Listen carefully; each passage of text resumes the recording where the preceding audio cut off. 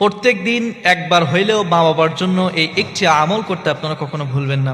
যদি মা বাবার জন্য আপনি এই একটি আমল করতে পারেন, এই পৃথিবীতে যত মানুষ রয়েছে এত পরিমাণ সওয়াব আপনার ওই মা বাবার আমল নামায় দিয়ে দিবেন। সুবহানাল্লাহ।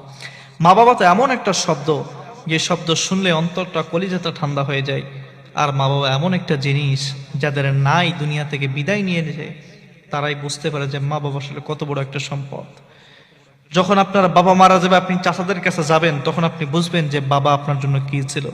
মা মারা গেলে খালাদের কাছে যাবেন, আপনি বুঝবেন যে আপনার মা কি ছিল। এই মানুষগুলো বুঝে না। যখন বাবা থাকে সব সময়ের জন্য আপনার দিক নির্দেশনা দিতে থাকে, ভালো কাজের সব সময়ের জন্য সাপোর্ট করে, আপনার সন্তান কিভাবে উন্নতি করতে পারবে, ভালো কাজে যাইতে পারবে, বড় জায়গায় যাইতে পারবে, তার জন্য সব সময়ের জন্য তিনি এই চেষ্টায় থাকেন।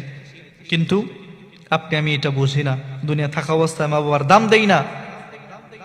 মা সব সময়ের জন্য আপনার মাগফিরাত কামনা করতে থাকে, তাকে কিছুই দেওয়া লাগে না। মা বাবার জন্য একটু ভালো মুখ দিলেই যথেষ্ট। এই মা বাবা হয়তো আপনার দুনিয়ার থেকে চলে গিয়েছে, এই মা বাবা হয়তো আছে, আপনি আপনার এই মা বাবার জন্য সব সময়ের জন্য দোয়া করবেন।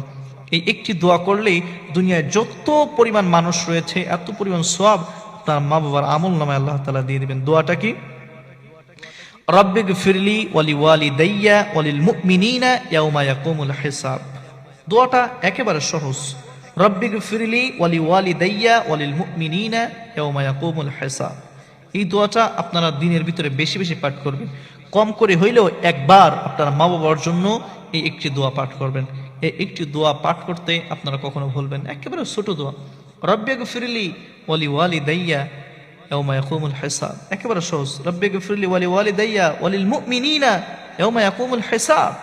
কত সুন্দর চমৎকার একটা দোয়া। মা বাবার জন্য সন্তানেরা কখনো এই দোয়াটা করতে ভুলবেন না।